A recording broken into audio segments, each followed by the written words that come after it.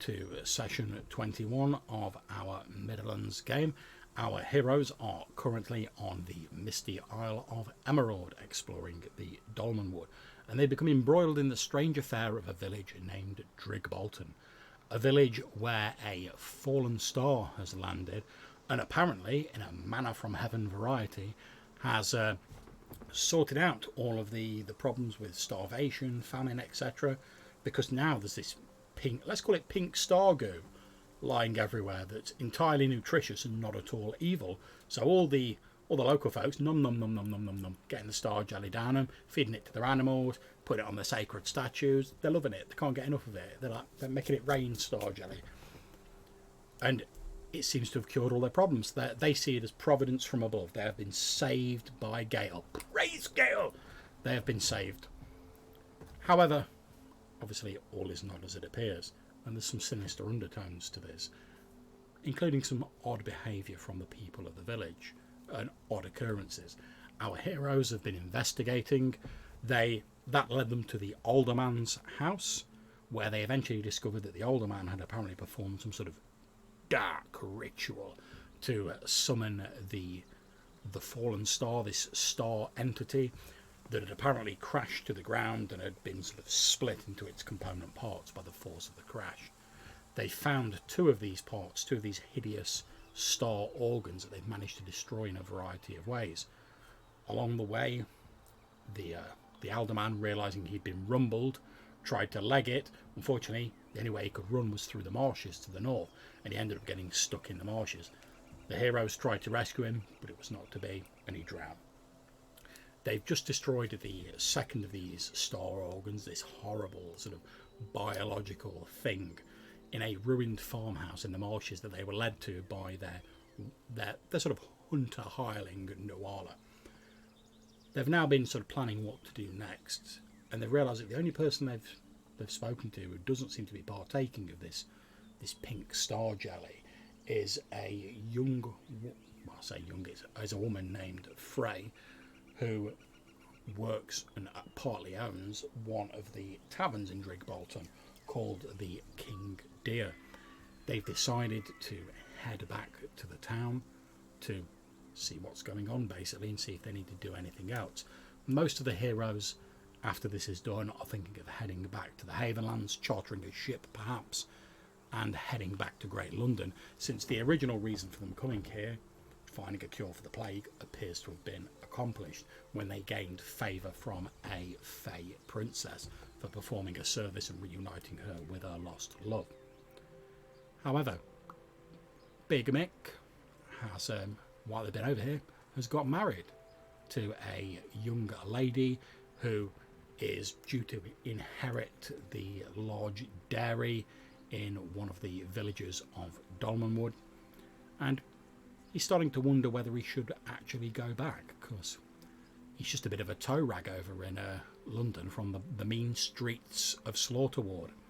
But over here, he stands, now he's married to this young woman, to inherit the dairy, and actually, with all of his wealth, he could become quite the big shot in the village of Prigwort.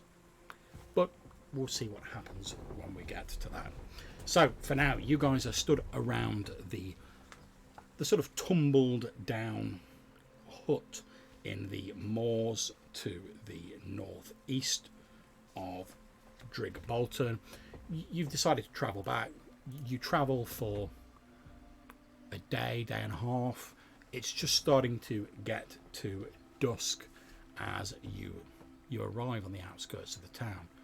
And as you arrive there and you sort of look around, you realise that the town appears to be almost deserted.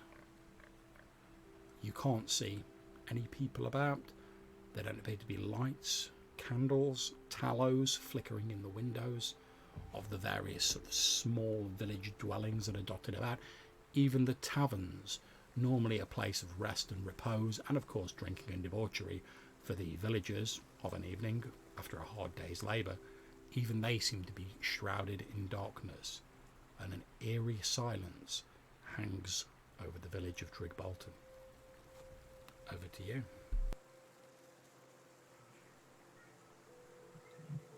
That's a bit ominous. Yeah, doesn't look good. Draw Does my not look- sword. Does not look good. I too will draw my sword. You From want out me my to take a coat. look around before we head in further? Yes, it might be a good idea. I could take a peek, see where people are, if there's people. We'll just loiter. We'll loiter about here, perhaps. Yeah, looking inconspicuous. Good. Make some noise if there's trouble. Okay. Oh yes, rest assured, I'll make some noise. All right. Okay. Okay, John. I will take my elven cloak and I'll do my best Frodo impression. Going to see if there's anyone around, really, and if so, where they might be. Taking a fairly long route. I'm not going. I'm trying to stay as far away as possible from buildings on my reconnaissance run. Okay, that's fine. Make me maybe like a move silently dexterity style roll.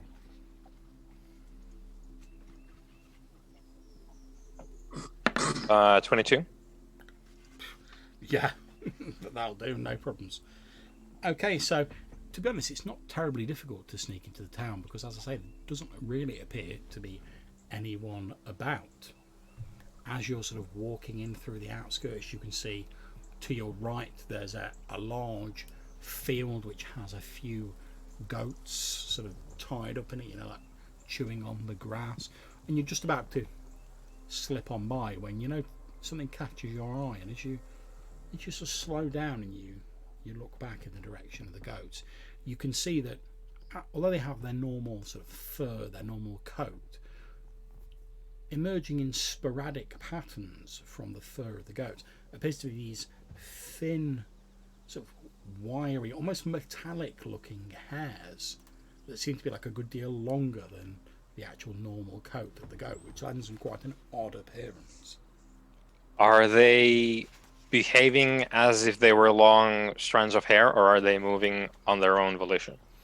The strands of hair appear to ripple slightly, almost as though being blown by a gentle breeze, although at the minute there is no real wind. In the moonlight, because I'll say it's dark by the time you get there, as the moonlight catches him, you see that the very sort of edges of these strange metallic hairs, and they're only very thin, appears to have an odd sort of violet coloration to them as they sort of wave in the breeze. So it kind of looks like light hitting oil, like in a puddle. That seems like a problem. I will actually head back upon this discovery. Yep. Okay, you're just about to head back. You turn around, you're like, maybe just tell the others about this. You're heading back when you hear a voice from behind you that says, "Excuse me there, old boy."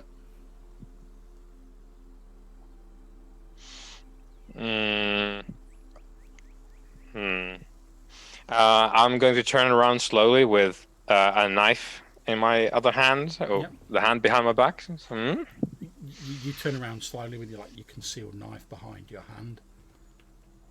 You don't see anybody. I'm going to stay very still until something changes. Okay, you stay very still, and again, sort of like coming from down by your left leg, you hear this voice going, "I say, old boy." I lower my gaze. You look down, and there's a goat there, looking up at you. Oh, I didn't see you there. The goat, moving its mouth in an eerie approximation of a human mouth, says, "No, that's quite all right. I don't suppose you'd be a sport and open that wooden gate over there, because obviously it's talking you through the fence. Open that wooden gate over there," and it sort of nudges its horned head in the direction of the wooden gate. So the wooden gate being like the pen? Yes. And is there anything in the pen? Just mo goats. Okay. Do you want to go in for the night? No, we want to go out. Go out where? It's night. Well, we were going to go and collect some bits of metal and take them to the crater. Of course. Why? Yeah, let me just get the gate, and I'll go open the pen. Okay, as you open the gate to the pen, all of the goats in the field stand up on their hind legs in unison, and they all start walking on their hind legs, almost in a sort of a mockery of a human walk, sort of filing out of the gate past you. And as they're going past you, they're like, "Thank you, thank you, thank you, Yep. thank you, thank you," Raising their thank you, hats. thank you. And they're not dressed; they're just like goats walking on their hind legs, and they all file past you. Do they have like goat legs? Yeah, This looks very strange indeed. it is indeed. They're almost sort of moving in like the way like a satyr might move. Yeah, they're sort of like bounding. Exactly, yeah. They've Steps. got that sort of move where their bodies move up and down as they take each step. And they all file past you after like, thank you, thank you, thank you. And they all appear to be heading towards the bridge on the southern side of the town. You can see them sort of all these little like fluffy goats like walking and bouncing down the road towards the bridge. As they reach the bridge, rather than going over it, they turn left and they start walking along the river, but then they sort of pass behind buildings and you can't really see them anymore. So they're going where we know that the crater is, because we were around there. Yeah. Yeah. Okay, I'll I'll return to my compatriots. So I didn't find people, but I did find goats that acted like people and spoke like people, and they were infused with, I think, some kind of metal that was infused in their, I suppose, flesh, but there were strands coming out of the pelt. What do you call it? The fur. And they're apparently going off to harvest some metals to put into the crater. They didn't specify whether they were going to put it in the crater. They said they were going to take some metal to the crater. To the crater, okay. So they were going to gather metal and bring it to the crater that we saw before. Now, So- Jackdaw, I don't like to ask this question. I know you get a little bit touchy about these things, but you haven't been partaking of any mushrooms of late. No, I'm saving the ones from Goblin Town for the journey back while we're on sea. That's probably for the best. And you haven't been on the jelly. No, I think it looks slightly suspicious, so I decided early on that I would not partake. Okay. Slightly suspicious. Right. Well, I just wanted to clear that up before we carried on this conversation. I appreciate the concern, Michael. I do. As you're having this conversation, from the direction of Drigbolton, you hear the sound of wooden wheels rolling across cobbles, and you can see a small, very small, sort of little cart with a little donkey on the front of it heading from the village, and you recognise Frey, the middle-aged woman who worked at the tavern. She appears, her face looks a bit drawn, as like dark marks around her eyes, as though she's been crying, and you can see that she's got like some food, some drink, some blankets, essentials basically, in the back of this cart, and she's like appears to be riding north out of the village with this little like donkey on the cart. It's only moving slowly, but she's like, Okay. She's the object of our reason for being here, so I'll sprint off the road. Right, wait! oh, you'll easily catch her. She's in like a tiny car with like a knackered old donkey pulling it. So yeah, so you run towards her, and she slows the cart down to a stop, and you can see as you get closer that she obviously has actually been crying, and in fact she wipes her eyes on the back of her sleeve of her sort of simple garments, trying to presumably present herself in a good light. she stops and she's like, "Oh, it's you. Hello." Oh, where is everyone? What's happened? She says, I don't really know. It was all ever so strange. My sons and my husband, we were just settling down for the evening when they suddenly got up and said that they needed to leave the village, and I tried asking them what was going on, but I didn't get any answer from them. And I followed them out of the tavern, trying to persuade them to tell me what was going on. And when I got out there, I saw that all of the other villagers were coming out as well, and they all seemed to have taken leave of their senses. And no matter how much I asked, they wouldn't tell me what was going on. And then they all started walking towards the old bridge, and I followed after them for a bit, but I couldn't dissuade them. And eventually I followed them till they were getting near the crater, and I realised it must be a godless business. Whatever's befallen this village, it's clearly not the work of the golden angels. So I decided I was going to take my things and I was going to go and stay with my sister in the next village over. Can you tell us why you didn't eat the star goo?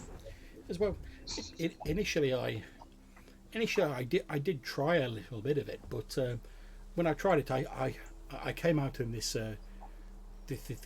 rash. I was all blotchy and red and itchy all over. And I sometimes get the same way when we're bringing the crops in, but after that I decided I better not have any more. So I abstained from it. I mean, after all, with everyone else eating mainly off this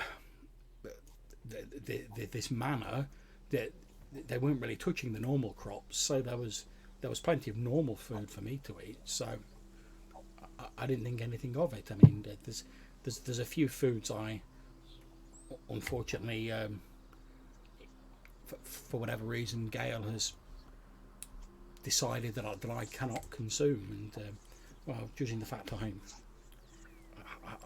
broke out, when I first tried a little bit, I thought this obviously it was not meant for me to participate in this feast, so I abstained from then on. Interesting. And did everyone else head for the crater?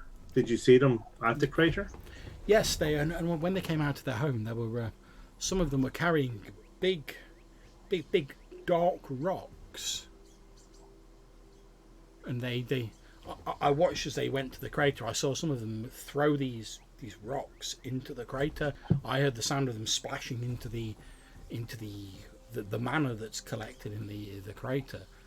And but like I say, I thought it must be a godless business, so I didn't want any more of it. I thought, well, if it turns out that I'm just being a silly old woman and I'm mistaken, I can always come back from my sisters in a few days. But well, it's clear to me now, whatever's going on in Drigwalton, it isn't the will of Gale or any of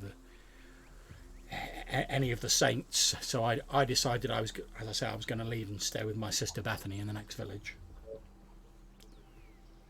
Probably a good decision. Good indeed. I reckon you should trot on, love. And I reckon, gentlemen, we should head on down to the crater. Well, do be careful, and if you can do anything for my husband and my boys, I would appreciate that. They're not bad.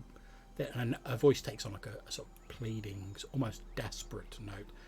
They're not bad people, really. They just, like everyone else, they just thought they'd been blessed. I mean, if it hadn't been for my affliction, I would have joined them as well. And then she sort of stops as though she's remembered something. She says, one other thing, again, it might just be me being silly, but and I don't know if it'll help you, but when my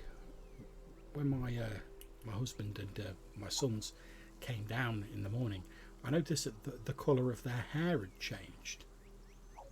And the colour of my husband's beard. And what colour had it become? It was a sort of What? purpley sort of sort of, like the last rays of the setting sun. So sometimes a bit pinky, sometimes purple. It depended on how the light was falling on it. That's what initially made me think something untoward was going on, and it was, unfortunately, with everything going on in the inn with the chores, I didn't really have time to ask them until darkness started. When that was when they got up and left, and everybody left. I'll lean into Big Mick and I'll say, the strands on the goats look kind of like that as well. So we might find these people at the crater, maybe. Well, let us go and I see if think we can so. find the crater. Yeah. I reckon we should shove off now. Bid farewell to the old girl. Yeah. We have work to do. This has took a turn for the worst, I fear. Oh, it is what it is. It's true. Yep. So onwards, I guess. To the crater. You've been neglecting in your prayers, Friar, to bring this on us. I Where's Gail? told them not to blame Gail for this, and they wouldn't listen. They wouldn't listen. No. No good will come of choffing all that jelly. No. Okay, so you make your way to the east of Drig Bolton, and eventually, following the route you took previously, eventually you walk out onto Bolton Moor, and there, amidst the windswept ridges and tumbled cairns of the moor, you find this large crater with this dark mass at the centre of it, surrounded by this rose pink jelly. Although now whereas it was a calm, placid sea of jelly before, now it appears to be agitated and frothing on the surface. This roiling pink foam that pops and gives off strange smells. Around the crater, so lined up around it, you can see all of the villagers stood there, and at various random points where they've got hair on their body, there are these small, wiry tendrils emerging that appear a metallic violet in the moonlight. As you watch and approach, a man walks up to the crater, and his expression's like this. He walks up and he goes, lifts up what you all recognise as a piece of the star metal, very similar to the one you have, Lieutenant. He lifts it up, and then with great slowness and deliberation, almost like it was ceremonial perhaps, he lobs the star metal into this roiling pink mass of jelly. It hits the surface with a boom and disappears. There you go, Jack Doyle. Them folk have got weird hair like them goats, like you were saying. The people stood around it, and you can actually see the goats are stood around it as well, still stood onto it. They all Oh, appear and to there be they gently are. sort of swaying, almost as though they were like reeds blowing in the wind. Are we going to break this party up, or what? I don't think we want all that metal going in there. All that Well, stuff, or metal. if we want to, we will want to stay quite far back, I think. Take some shots with a bow. Let's not run there. Do you reckon they get a bit riled up, do you? I think so. How many is there, John?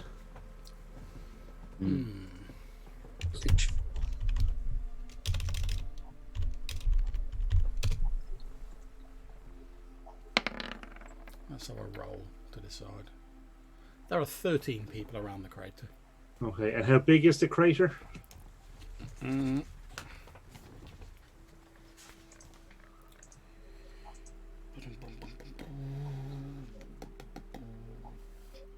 Well, you can see that the sort of dark area in the middle is about 100 yards in diameter, so that should give you some idea how big the crater is. Wow. And these people are kind of scattered all around it, are they? Yeah, they're sort of Pretty lined big. up. Obviously, they're not like hand to hand because of the size of it, but they're scattered around the perimeter, and they're all just stood there gently. All we are saying is give peace a chance. No, I think it's going to be the opposite here in a minute. That idea of settling down has gone to your head, Mick. Oh man, maybe. We're at war with evil. Yes. Is it? Okay. As you all stand there, from the southeast of the crater, you see another village. Obviously, all of the villages on here. There's more than 13 villagers. But as you watch, you see another villager approaching, and again he has these weird sort of tendrils, and he's moving almost as though mesmerised or in a trance. So very slowly and very deliberately, like one might move in a dream. And as he's moving, you can see he's holding in his hands another chunk of this star metal, and he's swaying as he walks, sort of slowly walking towards. He's on his own. Is he on his own, He's John? on his own, yeah. Let's intercept him. Let's stop him. Yeah.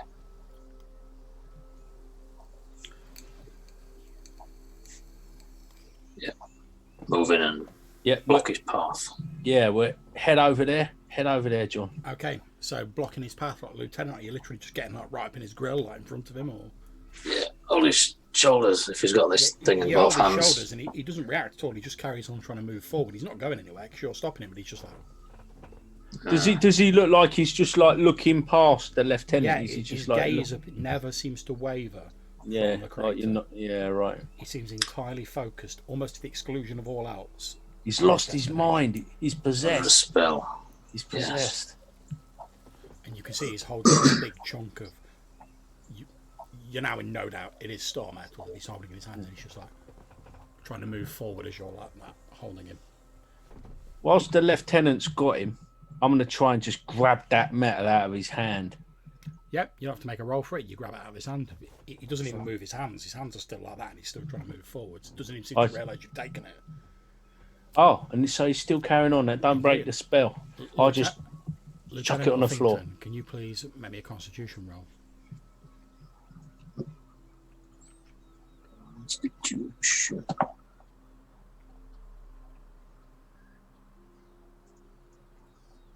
So I am It's all right, no rush. ill prepared. The lieutenant is ill prepared for once or I think twice. given the situation in Drigbolton, we can entirely excuse that, Lieutenant. Yeah, we're not in okay. Emerald anymore. That's it. The old military training has slipped a little there, Lieutenant.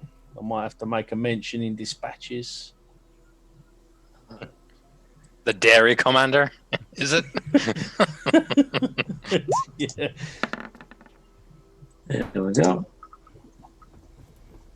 Okay, so as you're holding this guy, you see one of these sort of strands of hair that's on in these like metallic strands sort of goes to try and penetrate your skin as you're sort of holding your hands out like that. However, because it's hitting your armour, it appears to have no ability to go through your armour. It's just you only notice because it's like ding, ding, ding, ding, ding, on the armour. What's that noise? Is it raining? Ding, ding, ding. Yeah, when you look down, one of the metal tendrils seems to have like extended, and it's like it's obviously trying to like probe your armour, trying to find like a way through, but it's doing it like blindly, almost like there's no sort of guiding intelligence. It's just instinctively like, well, I can't do that, I'll try that, I can't do that, I'll try that, and it's just sort of going like that. I feel push him away and take a step back to one side. You push him away, he falls over backwards, doesn't make a sound as he like hits the ground. After a few moments, he stands up again and he starts like he holds his hands like that, even though he's not got the star metal anymore, and he starts wandering towards the crater. Can I take out my club and try and knock him unconscious? Yeah, you don't have to make a roll to do that. He's not put up any resistance. You're like on the back of the head with the holy cudgel, and down he goes. Okay. So 1 down, 13 to go. Plus the goats. Plus the goats. Don't forget the goats. So since that seemed to work okay, what I'd like to do is approach the next one that I can see, and try and knock him unconscious and drag him to lie beside this one. You knock another one out. None of the others react at all. You literally just walk up behind one of them who's round the crater and like over the back of the head. He drops to the ground. You drag him and lie him next to the other one. The people around the crater are still alive.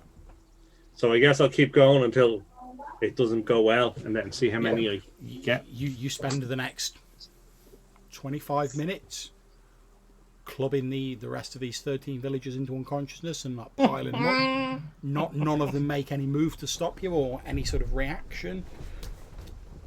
And you slowly drag them away. Okay. However,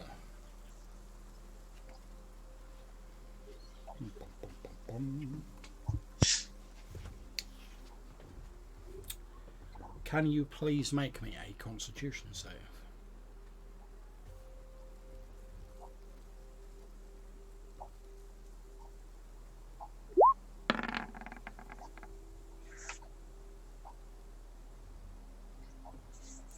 Okay, so at one point, to get the last of the villagers, you have to go right up to the edge of the crater, and just as you're sort of grabbing him and you're pulling him back, you're about to take a step forward and properly manhandle him back, and you start there's a really weird smell, and you start sort of as you get near, as though there's perhaps some invisible gas around the crater. But because you realise you're able to quickly grab the guy and drag him back without taking any damage, you're just coughing and spluttering a little bit. Okay, so I'll warn the others that there's something gas-like coming out of the crater. Indeed. But you now have a pile of villagers all unconscious. Right, but that's something to do with that bubbling. It's bubbling now. It weren't bubbling before, was it? Yeah, no, it weren't.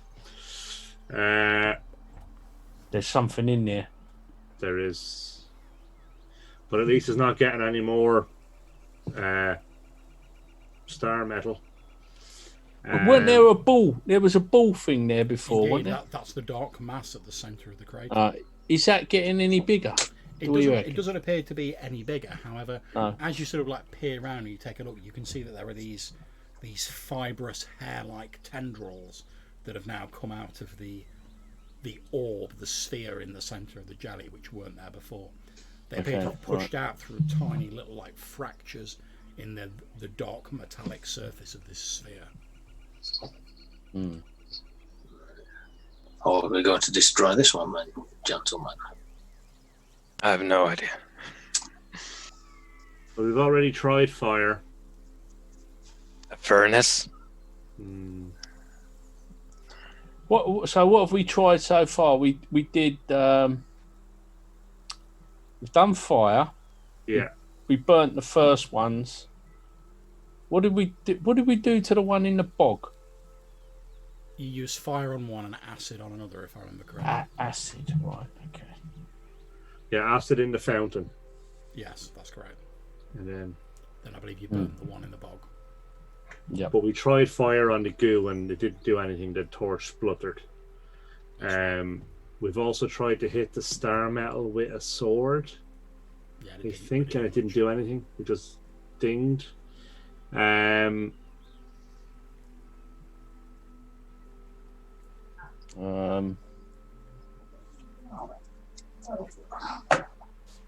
Is it ever sunny or anything here, John? Has this thing been in some real hardcore sunlight or? Well, it's been sunny on previous days, so you assume it must have been exposed to sunlight at some point, because obviously a bit of the top of it's out of the goo. So.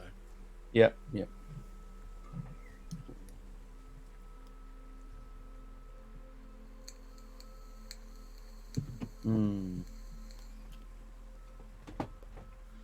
We could try and pour oil in and see how it interacted with the goo. I was just wondering about something like milk or something like that. See, now he's got a franchise to set up. Yeah, the answer to everything is milk now. Clearly, we need a bunch of milk here. Yeah, well, you need a good dairy, man. Yeah, need a good dairy. Yeah. For a reasonable price, I could probably negotiate with such a deal. I'm going to try some holy water first. Okay. I have a vial that I'll just pour in. Yeah, you pour in the holy water. It does appear to dilute the jelly a little bit where it goes in, but beyond that, there's no real effect.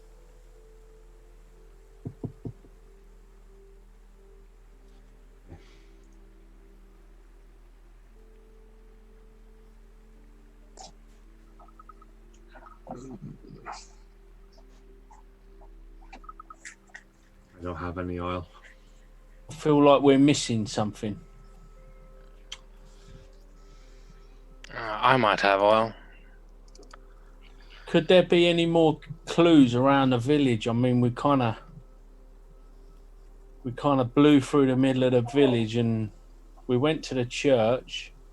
Did we go to the watermill? I don't believe so. No, we didn't go to many places.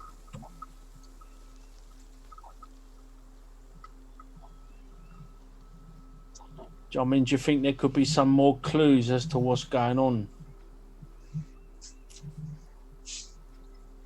If these villagers stay unconscious for a while, we could at least have a look. Well, I can ensure that. No need for that. All right. They're harmless. All right. I have 5 flasks of oil if we want them, Friar. I have flasks of I oil think for the fryer. I think if it was going to burn, it would have burnt with the torch. I don't know that oil is going to. But we can try. I just wonder, would we just piss it off? Yeah, I don't know. This is so far from my experience that I don't. Yeah. To be fair, though, my experience is fairly short because I woke up on a beach some months ago. Yeah. Now, what else is in the village, Sean? Do we know? Okay. Well, looking around the village, there are obviously numerous cottages. There is the Church of St. Gretchen that you visited earlier. There is a large communal barn, for the sort to store winter provisions in, etc. There is a small green in the centre of the village, which is just like a large patch of well-tended grass. There is the old watermill. There's the King Deer, the tavern that you went to previously. And that's pretty much it of interest. It's not a massive village. So the only thing we haven't really been to that sounds in any way potentially interesting is the watermill. Yeah, that'd be my first port of call, perhaps. Okay, maybe we should go there. Okay, so you head to the old watermill. You find it empty. There doesn't appear to be anyone there. There are sacks of local grains and seeds in the corner, and there are what appear to be at least 7 or 8 barrels containing the pink manna from the crater. There are signs that the place was recently occupied. However, it appears to have been abandoned abruptly. There's like plates with like half-eaten meals on the table. You can see that there's a candle which is sort of burnt down to a nub on the table. It's as though at some point midway through their meal, the people just got up and left. So it's like there was some sudden thing, some sudden kind of... Yeah, that's what it seems like. It's like, say, the 2 meals are like half eaten. It's as though they were halfway through their meal and something happened and they left.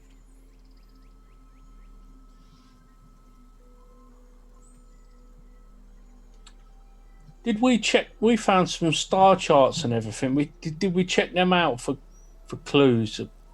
Yeah, you did check them, and beyond finding the sort of constellations and several where there was a star called Wormouth circled, they didn't appear to have anything else on them. Wormouth. Oh, okay. How do we get the thing back in the sky? Yeah, we just want to get it out of here, don't we? But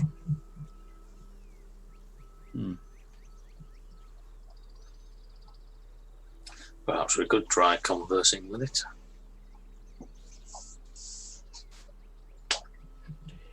Yeah, I wonder how you would go about conversing with a star, though. Shall I introduce myself to start with? Good. Take it from there. Hello there.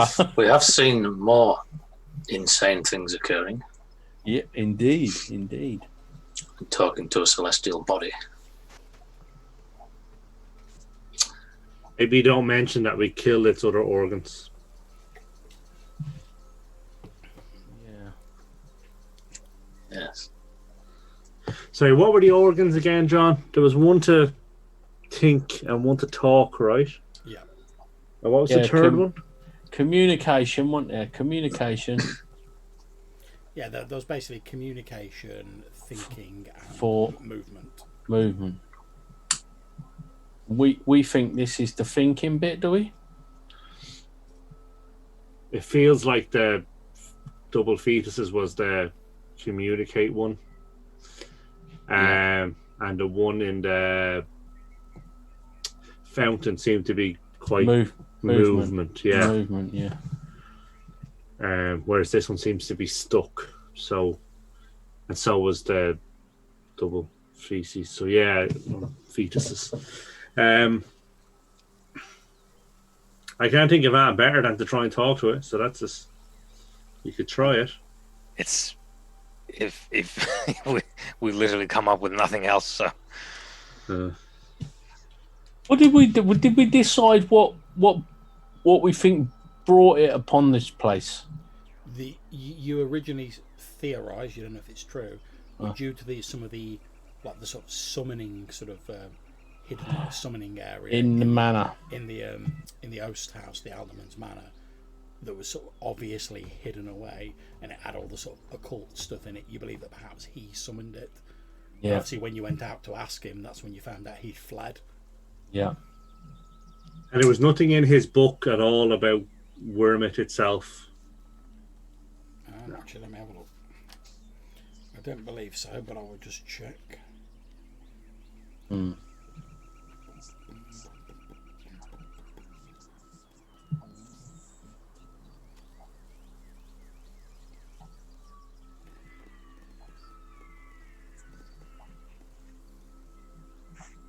It might be worth checking the church again, because if anyone wasn't affected and they were in danger, they might go there. Okay, now, checking my notes, you pocketed a number of books from the laird's house, but you hadn't actually looked at them. You'd sort of skimmed a couple of them, but then you were like, all right, let's pocket it, because the lieutenant was like, oh, the laird's legged it, and then you went after him and you didn't really get a chance to look at them. Yeah, weren't we loading out a barrow with them or something? Yeah. So you've still got those, but like I say, you haven't looked at them. Okay, so then maybe what we should do is go through the laird's notes. Yeah. For a clue. Yeah. So I can do that if you guys want to make sure that there's no one left alive in the church. Yeah, I can do that. Yeah, I'll go out there. Whatever. That's not what I meant, Jackdaw. And he just looks at you. What did you mean then? I meant, see, is there anybody there who can talk to us and bring them back here to talk to us? Okay. No. So I will go do that then. Yes, please. And off I go. Yeah, I'll go with him just to ensure the And then they come back. the task. They come back alive. Okay, no problem. So you guys head off to the church. Whilst are you going with the Mick or are you staying with the Friar? I'll stay with the Friar just in case, just in case he gets disturbed. Ambushed by goats. Yeah, ambushed by goats or tendrils. That's the strangest thing that's ever happened to me. Okay. Space goats. So, Jackdaw, can you please roll me a d6? Let's go. 2. Okay. So, you guys head off to St. Gretchen's, the local church at Drigwalton. As previous, it's a single-storey structure made out of roughly hewn boards with a conical roof. As you head to go in, you see that the Pastor Gwyn, the old churchman who the friar told you we spoke to previously, doesn't seem to be there. In fact, no one seems to be there. Again, you find evidence that there was some sort of like mass style like religious ceremony in progress, but it appears to have been like interrupted halfway through. Like the communion wine is still there. The wafers are sort of still there, as though it was like good to go. You can see like there's depressions in the sort of the cushions on the seats, as though people were sat in them recently, but you don't find anyone there.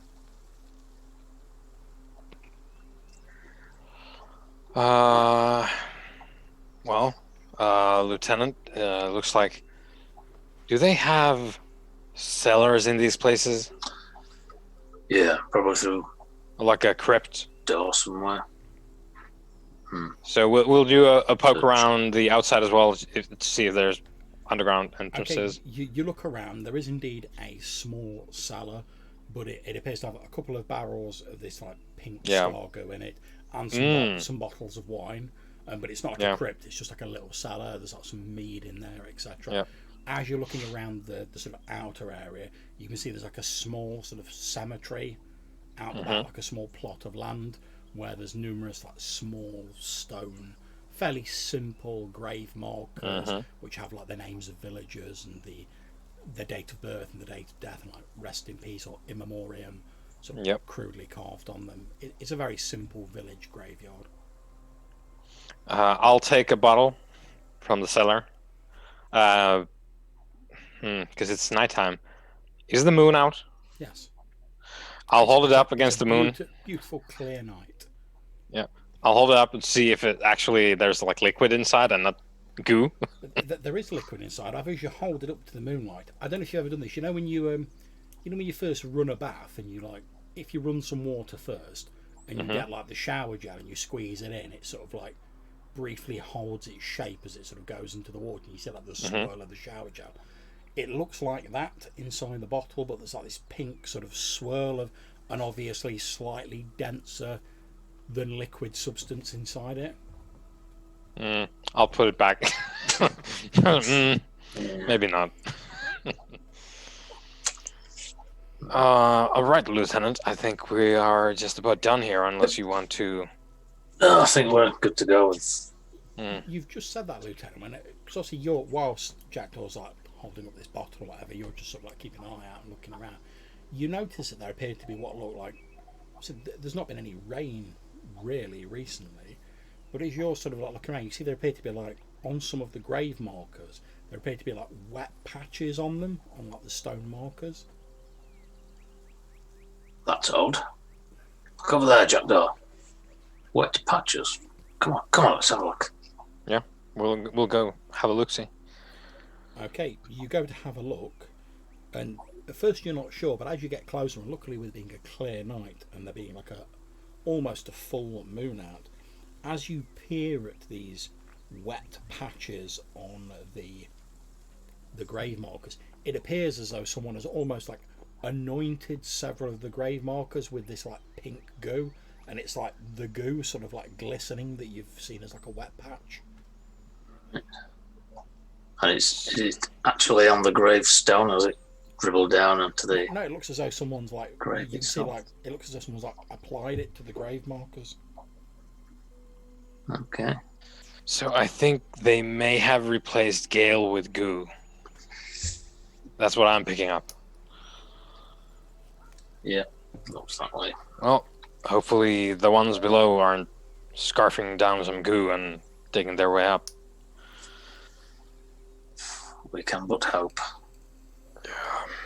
I suppose we better get back. Yep. Quick sticks. Okay, so you start heading back to the others. So, meanwhile, whilst they've been doing that, obviously, Big Mick and the Friar, you've been sort of examining what you got from the lad's house. as you're looking in the cart, you're taking out the books. Obviously, both you and Big Mick looking at them prior. You can see there appear to be 3 actual books. Then there are 2 scrolls, which I mentioned previously. Those are the bits you looked at. You know that one of them is to contact creatures from outside this sphere, and one is designed to conjure light. And the final item appears to be an unbound collection of several hundred parchment pages gathered in a tightly bound black leather portfolio.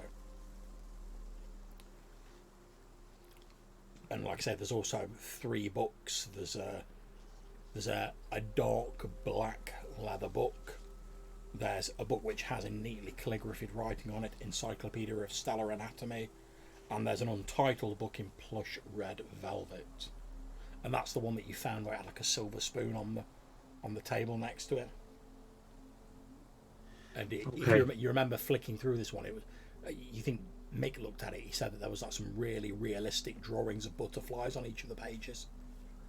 Okay. Oh yeah. So if I go through the parchment pages, Okay. what's in there? Okay, as you look at it, it's written in a sort of it's obviously handwritten in like crabby, sort of cramped handwriting, and it appears to be a chronicling the life's work of the Laird of the Oath House. It's a rambling history of research and self-enlightenment. He seems to have been a bit of a, I suppose, a Renaissance man might be the best way of describing it. He appears to have studied astronomy, astrology, and there's even blasphemous hints of demonology in there, in a way that certainly would not be approved by Mother Church. As you study these notes, gradually, maybe an intelligence roll for her.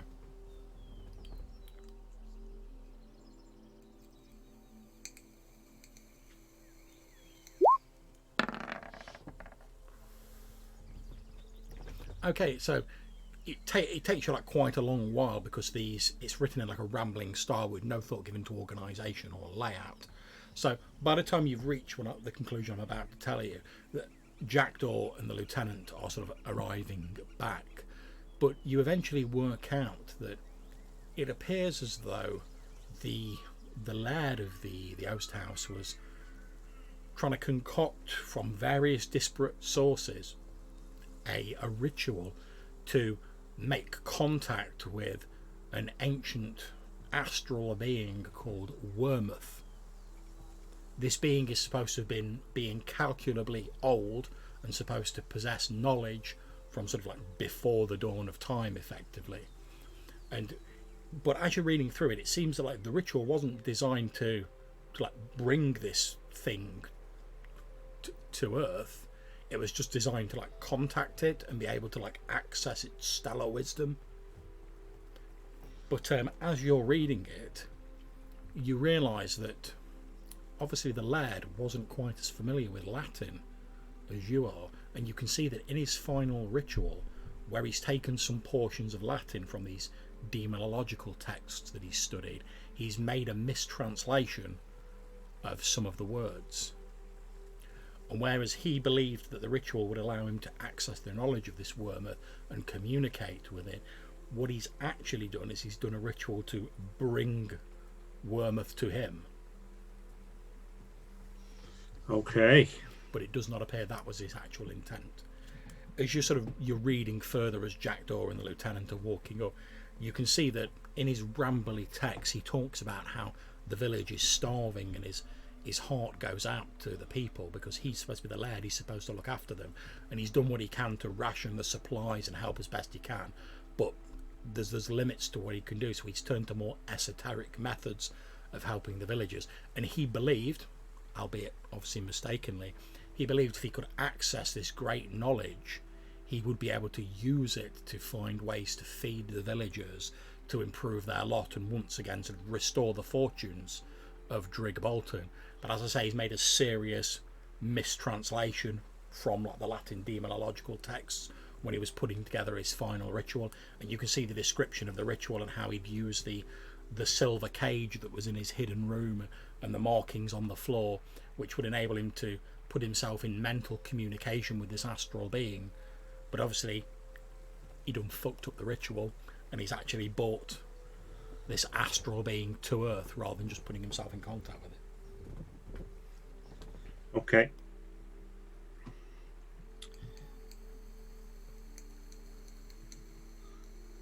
And if I read through the anatomy one, does it say anything about the thinking part and what it might be made of, or how it could be damaged? Okay, it describes the anatomy. You look at the Encyclopedia of Stellar Anatomy, and it describes the physical makeup of stellar bodies. It says that they have a core, which is like basically the center of their being. Around that core is an organ that enables them to communicate, an organ that enables them to... They can always think, but their thoughts operate on a different level to the thoughts of creatures that walk on the earth. So the thinking organ isn't so much like its brain, because the core can think, but the organ which allows it to think is more like a translator. It allows it to think in like normal human terms. And then it describes another organ which allows it to move. Okay. And does it say anything about the core and how what it's made up of and how it might be? It describes the core as being made of stellar matter, which it describes as not exactly, but sort of vaguely resembling an extremely hard metal that is almost impervious to damage. It describes in the Stellar Anatomy tome that one of the few times such beings have actually been damaged is like when they actually enter the mortal sphere, and it's not a case of like, oh, they plummet through the atmosphere and like bits of them break off. It's the fact that they're literally sort of entering a sphere or a dimension that they're not really equipped to operate in, and the stress of sort of moving through those dimensional barriers, those spiritual barriers, can sort of rip pieces of them off. Roughly analogous in modern terms to, like, say, when a satellite comes through the atmosphere, bits of it can get torn off by the heat and the friction of re-entry. Okay. And what was the third book? So there's the butterflies, there's the anatomy, and what's the third one? There is an untitled book in plush red velvet which has the butterflies in. There are the two scrolls. There's the collection of portfolios describing the laird's work.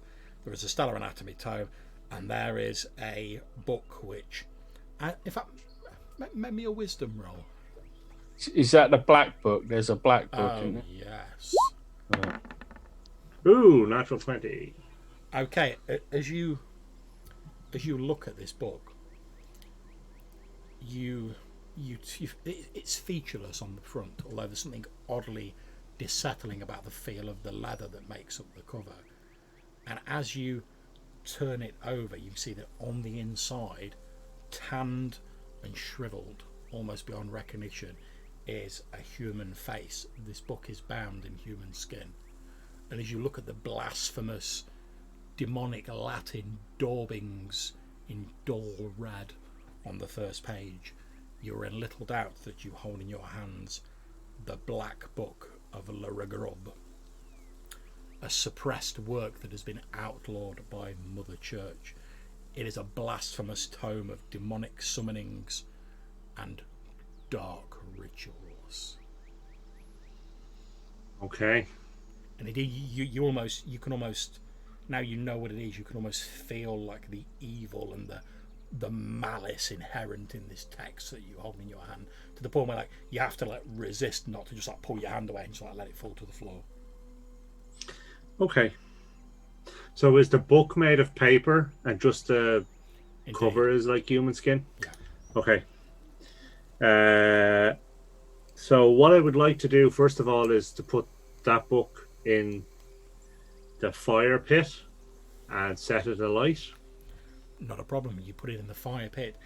It obviously, it's dried leather and old paper, so it's consumed almost instantly. There's a brief glow as the fire consumes it, and a crackling. The smell of burnt pork drifts into the air. Okay. Followed by a few bits of ash from the paper dispersed by a rising gentle breeze. Okay. And then the scrolls then, can you just tell me what they were again? Yeah, there are 2 scrolls which, like I say, you've examined previously. One of them appears to be designed to allow you to contact creatures outside of this sphere, creatures from another plane. And the other appears designed to... This looks like a minor sort of enchantment. You expect that perhaps the laird used it when he was doing his working. It appears designed to conjure a long-lasting light source. Okay. So it's effectively a continual light spell. Okay. So, based on what I have just read, I think that I can use this contact the creature on an extra plane to create a communication with this core, and see if we can't get from it some way of returning it to its correct location. But I have no understanding of how dangerous an attempt this might be. But based on what we have read in the book, this creature is unlikely to be able to communicate with us without some form of spell. Okay, so what I'm going to suggest is to give you guys a little bit of time to think about it. Why don't we have a 5-minute break now? People go and refresh your drinks, use the conveniences, etc. We'll come back in 5 minutes and then we'll press on. Right. That's good, yeah.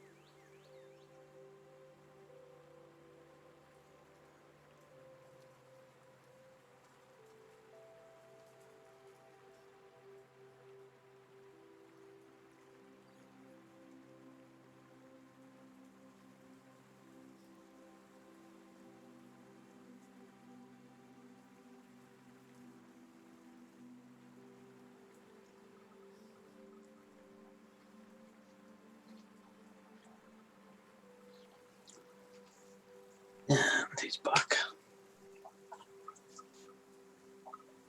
Back in the room.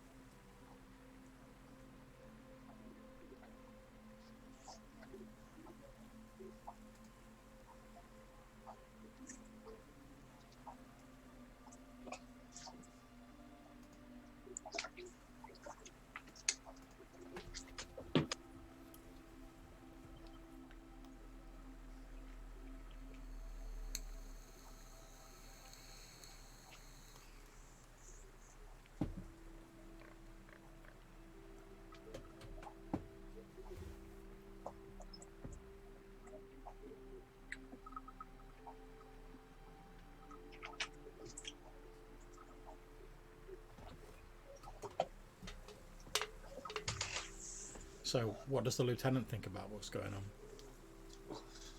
Yeah, I think it's starting to have apprehensive thoughts about whether we did the right thing to kill its organs. But we didn't know what we were dealing with at the time, so we may just have to apologise. Yeah, you made what you thought was the right decision with the information you had at the time. What more can you do? Yeah. So we either get rid of the last piece and sort of brush it under the carpet and go back home, or we try and come to some terms with it.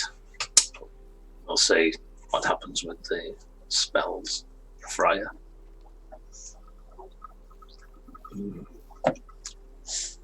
I'm quite prepared to do either. I just want to get home now.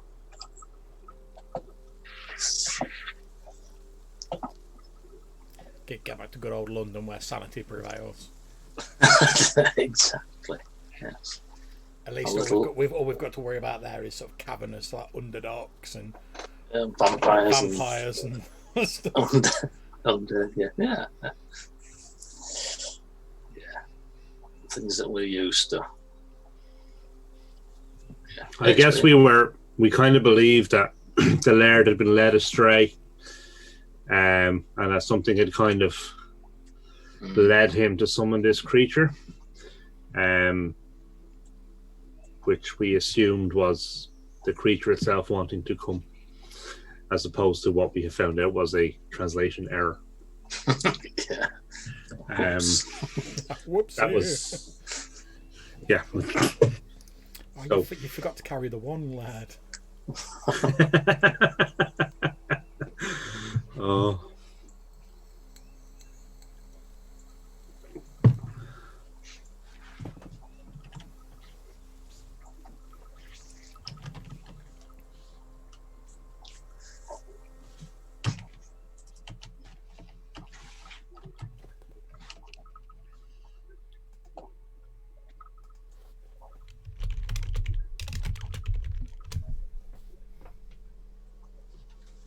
I have returned. Splendid. Oh. Okay. What do you want to do, guys? Does it look like I can cast this spell only on myself, or can I cast it on someone else? You think you could cast it on somebody else, but you're pretty sure that once it's cast, the scroll will be consumed in the casting. Okay. So it's like a one-shot deal.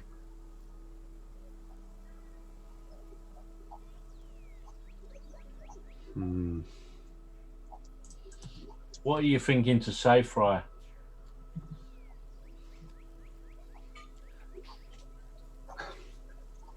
I guess that fox friend of yours, owl friend, those creatures kind of led us to believe that this creature had interfered with the laird and made him summon it, which led us to believe that it was had evil intent. It feels now, having read through the laird's notes in depth, that he made a translation error and called it here by mistake. So I don't know that we shouldn't speak to it and see if there's a way that we can aid it to return to its natural habitat.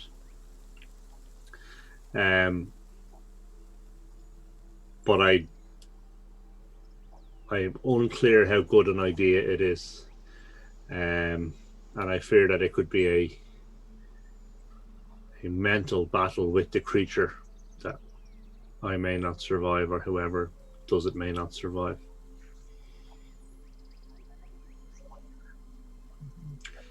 Well, best of luck with that, Friar.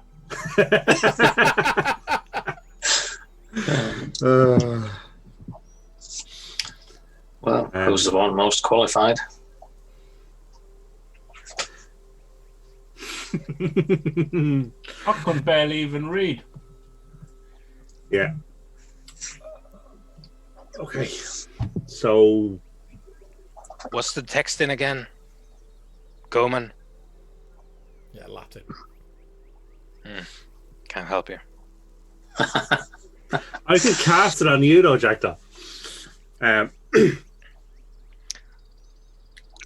Okay, so I will Okay, I will cast it on myself. Okay. And I will try and speak to the Who core. wants a sword of Gale? Sorry? Nothing about divvying up the treasure or swords of Gale or any of that sort of talk. None of that's going on over here. If we are lacking in subjects, I could go find us a peasant or a woodsman. Okay. It's okay. Yeah, they'll be next tonight. They'll be useless, won't they? They'd be worse than Mick. Yeah, and that's saying something. Cool. So yeah, I'll cast it on myself, and I'll try and speak to the core. Okay, you cast this Latin incantation from the scroll, and as you do, the scroll crumbles to a fine powder in your hand, and instantly everything goes dark, and you feel yourself pitching forward onto the ground. To the rest of you, the friar collapses onto the ground in what appears to be a comatose state. Friar, as you sort of look around, everything is dark. You can't see. You try and open your mouth to speak. You can't speak. You can't hear. However, as you sort of lie there, feeling cold and numb, you can feel these small pains all over your body. Not injurious, but these small irritating pains all over your body. It feels as though, it's difficult to describe, but it feels as though something is like taking like tiny little bites out of your body, sort of all around the edge of your body. You try and move, but find you can't. You try and shout out for help, but no sound emerges. You try and sort of move your head to look down and see what's occurring, but you can't move your head. You can't see. You can, all you can feel is this sense of being diminished, as though like these little bites that are occurring all over your body are sort of diminishing you or taking away from you. And you feel like a growing sense of unease and panic, and yet you are powerless to do anything about it. And then a few moments later, your eyes snap open. You're lying on the ground staring up at the sky. The lieutenant, Mick, and Jackdaw are looking down at you. You find yourself able to move. You can speak and you can hear as well as ever you could. Okay. So do you think I should kill him now to spare him the pain? Oh! Hello, Friar. Indeed. Now to the rest of you, this has been a minute tops. However, to you, Friar, blind, with no, almost like sort of deprived of all your senses, this experience was torturous. It felt like it went on for days, hours. You had no idea of how much time was passing. Okay. But as you wake up, you can see that it's still night time. The moon is still sort of overhead, so you can guess that only a few moments have passed. Okay. So that didn't work.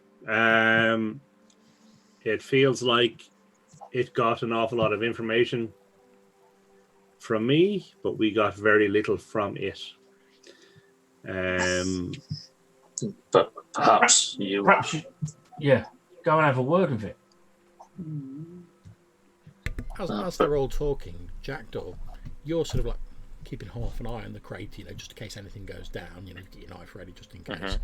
And you see what appears to be a sheep, probably one of the many that roams the hillsides hereabout. It walks up to the edge of the pool and it just starts like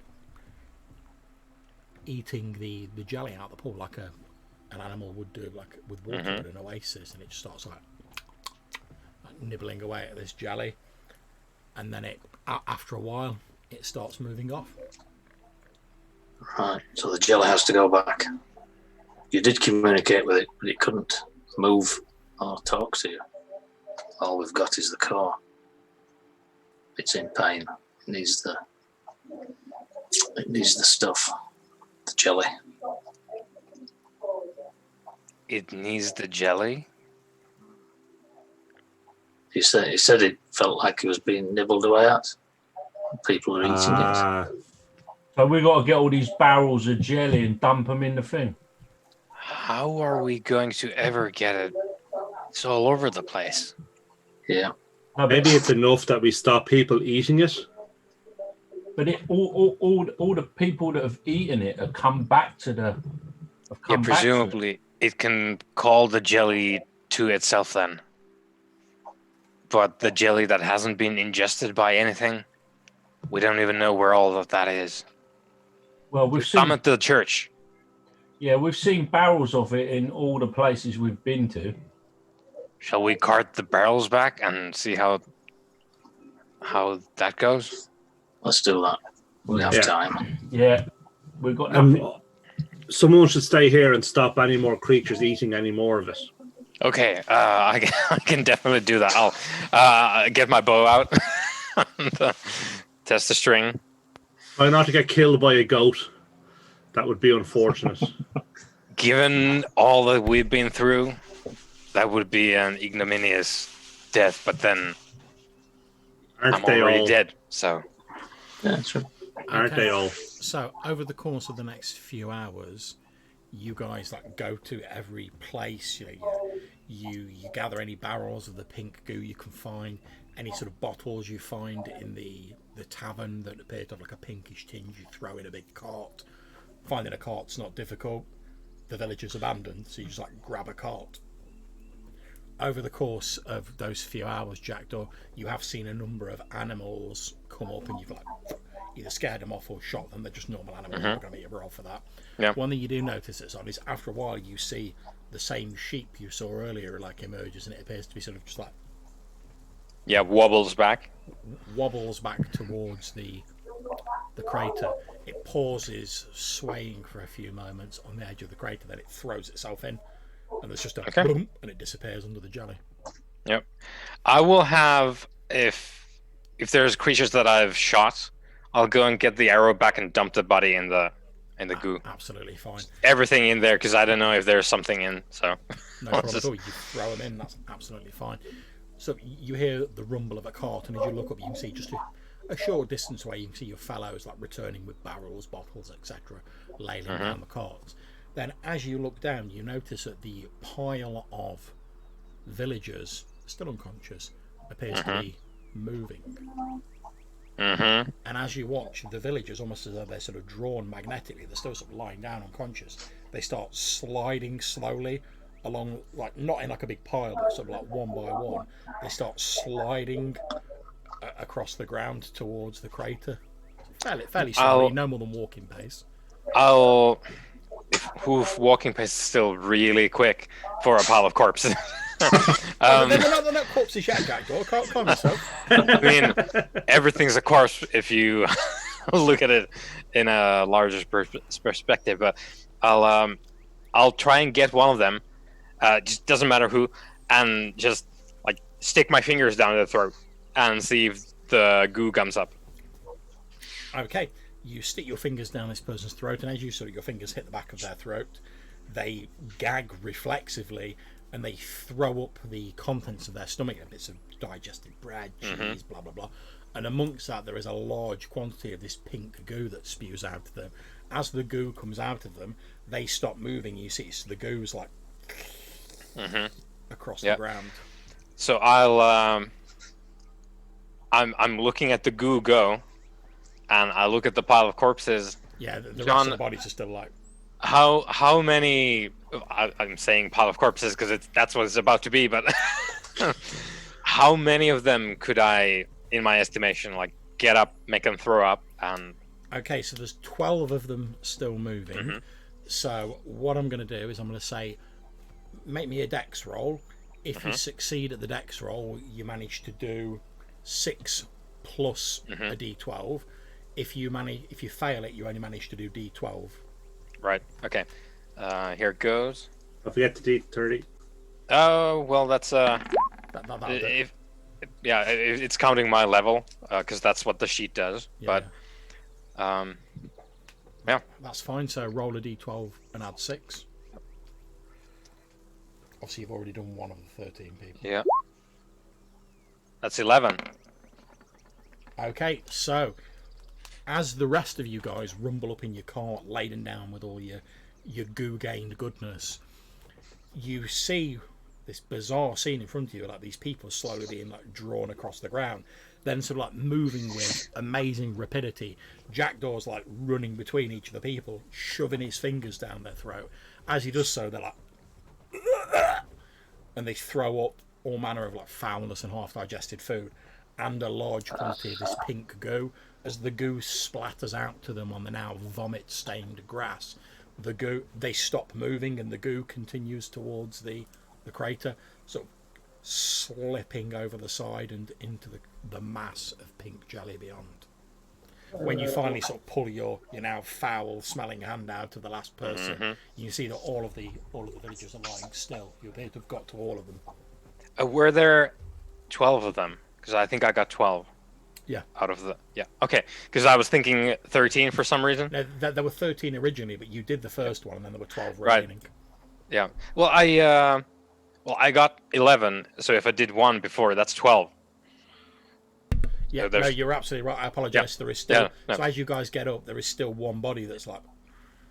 Yep, and it's probably like on the other side.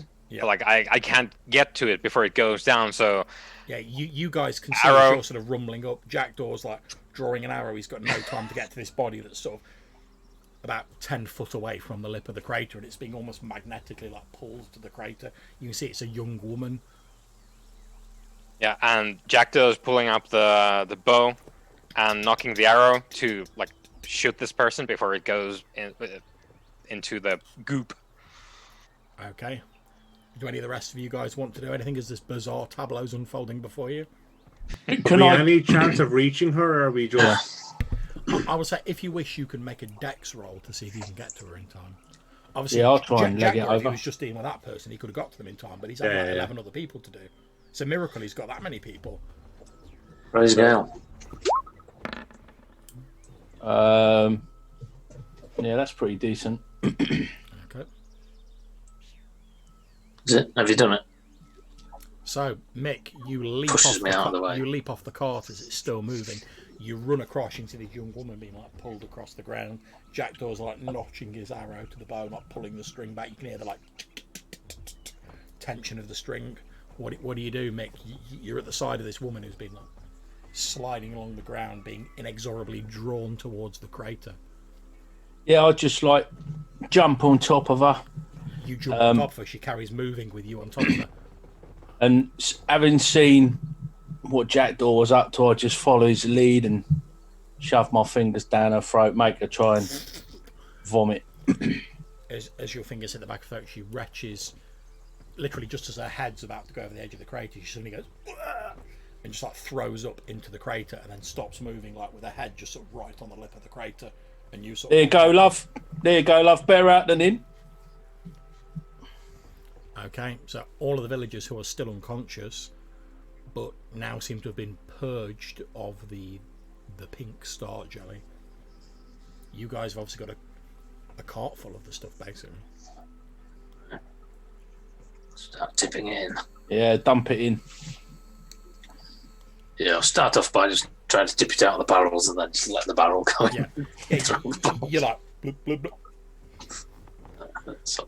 Just push the whole cart in. Yeah, Lieutenant. Get hold of that there, and we just fucking so fill the whole like, damn. let's just push it all in. So between the lieutenant and Mick, you just like heave the cart into the crater. For a few minutes, nothing appears to change, and then as you watch, you note that the level of pink goo in the crater is decreasing, and as you watch, you can see it's actually being drawn back into this dark mass at the centre through these minute fractures in the surface of the star Wormouth. And you become aware of a sort of slight vibration in the ground. Start moving away. Yeah, I feel the need to back off somewhat, Step by step. slowly retire from the area. Let's put these bodies on, or carry these unconscious bodies with us. Yeah, we could have put them on the wagon. However, somebody shoved it in, didn't they, Lieutenant? You start Yes. you start dragging these bodies away from the crater when all of a sudden there is a huge explosion from the crater, and a column of fire and heat vertically rises up out of the crater itself. Can you all make me a dex roll, please? I'm going to use my D30 to see if I can.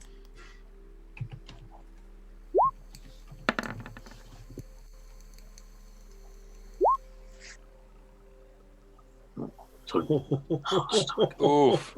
Oof. I think we have blast off, Ryer. Oh, that was terrible. Oh, Lieutenant. Whoops. Lieutenant's riding that thing. Okay, so Friar Dunstan and Big Mick, you are caught in the blast and take 12 hit points of damage. Ouch. Jackdaw and Lieutenant Uffington, you manage to almost by instinct, as soon as you hear this and you see the flickerings of flame, you hurl yourself to the ground and escape. Dive behind Mick. Indeed. However, Mick and Dunstan take the force of this heat that just washes out like a wave. You see it scorches the grass around the crater. And as I say, Mick and Friar Dunstan, you both take 12 hit points of damage. As you're blinded by the light and the heat for a few moments, Friar Dunstan and Big Mick. Lieutenant Uffington and Jackdaw, you sort of like lift yourself up, like shielding your eyes. You briefly, as the afterglow of this explosion is fading, you see what appears to be a dark sphere rise up out of the crater, and then with gathering speed shoots vertically up into the air. For a few moments there is silence. Then in the distance you hear a high up, and you see what looks to be a spiral of clouds briefly appears and then disperses high up in the night sky. When the afterglow fades and you look back down, you see the crater is still there, but of the pink jelly and of the dark mass there is no sign.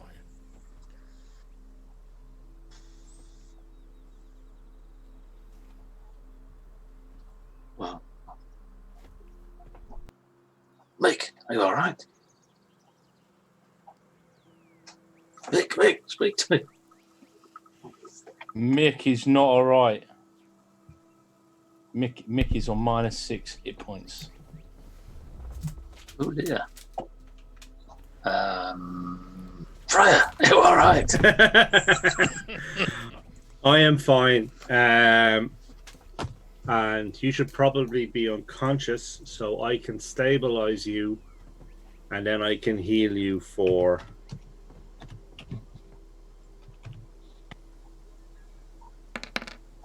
13 points.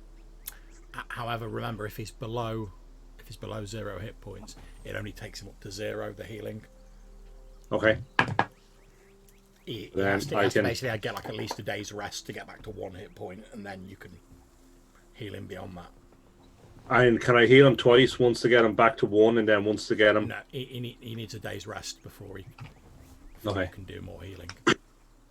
Okay, well then I'll get him back to 1 and alive. Yeah, you channel the healing powers of Gale into him. You know that he is stable as long as he takes no more damage. He's a bit bruised and battered, but he will live. He's a bit scorched. Indeed. So am I on 0 or 1, John? You are on 0 at the moment. As you're sort of picking yourselves up, you slowly see that the villagers have sort of groggily started to regain consciousness. They're rising to their feet. They appear a bit confused and a bit dazed. They don't really seem to be sure what's going on.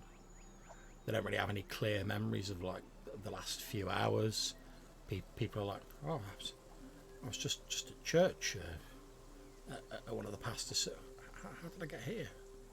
And then a few of them are like, "Oh, where's the heavenly manor gone?" And they're sort of like looking around dumbly, and like, eventually their eyes fall on the 4 of you, since the 3 of you, because obviously Big Mick's like unconscious, but their eyes look to you as though they're looking for like some sort of explanation. As they're also like, a few of them are like, "Oh, what are we going to do? We're, without Gale's blessing, we'll starve." It might be time to abandon this village and move to another. Yeah, your wife's already heading off to your sisters. Her sisters. The landlord at the back is like, what, Bethany's? He's like, I oh. don't know. He's like, well, if we've... well, we don't know. And he seems to slowly be like gathering the others around him. He's like, well, can you... Whoever's like trying to persuade them to move to another village, can you make me a charisma roll, please?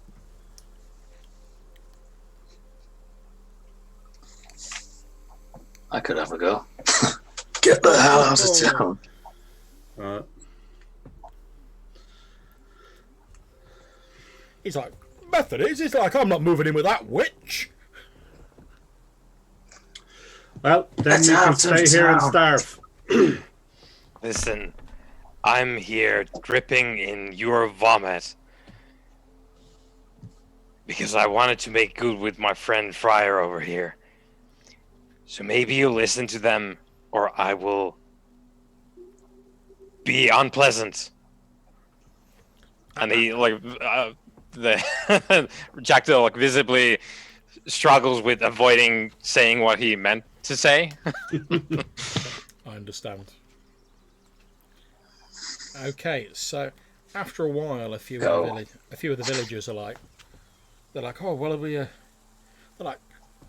say to the tavern keeper, listen, Limbo, we can't stay here. We didn't have enough crops to feed us before, and well, since no one was planting because we had the manor, well, we won't have enough crops to make it through the month. Never mind through the winter.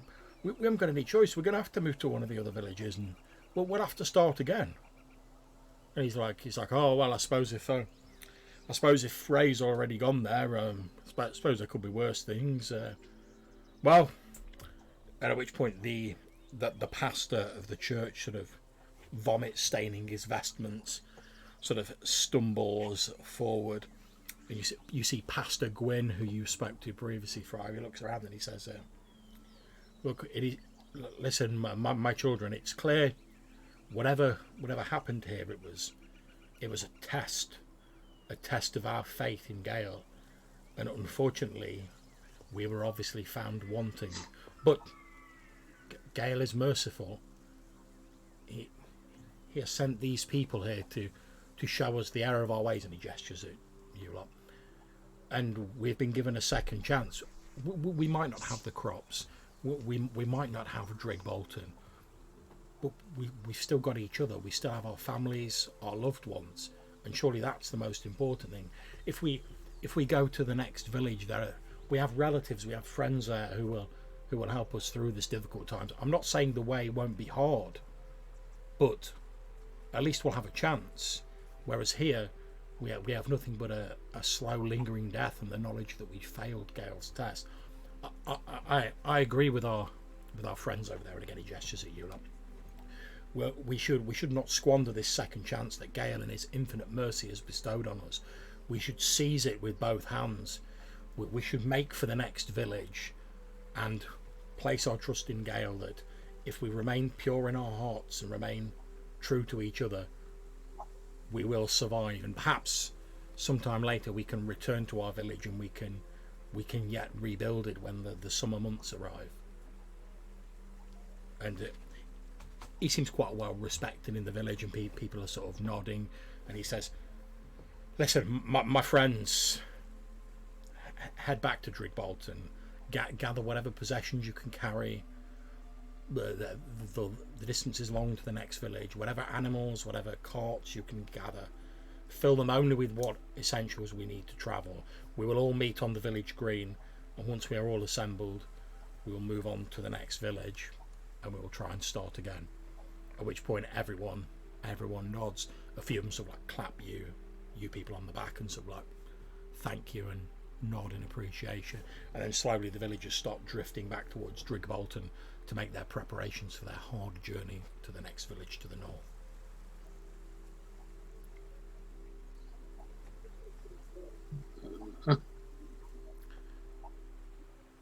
I cannot hear you, Friar Dunstan. I'll go and get our cart, and we can put Big Mick into it, and took him in for the night. And then I suggest that we start heading for the coast and a ship home. Okay, not a problem. I suspect it's not the first time that Big Mick has been thrown in a car unconscious and took home. So, we fade to black on this scene. We cut to a scene many years in the future. There are two rosy-faced, excited-looking young children sat at the foot of a chair. There is an old man sat in the chair. He has a long white beard that cascades down to the ground. He has a slight pot belly and the rosy-cheeked aura of satisfaction and of a life long and well lived. One of the children, a young boy, looks up at him and he says, "So what happened then, Grandpa?"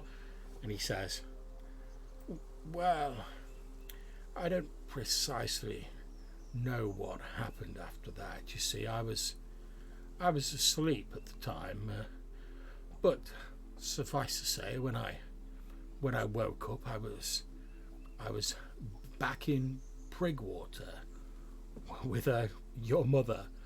And at which point a sort of middle-aged, slightly plump but beautiful-looking woman walks through, and she says, "Oh, Michael, you're not telling the children that story again, are you?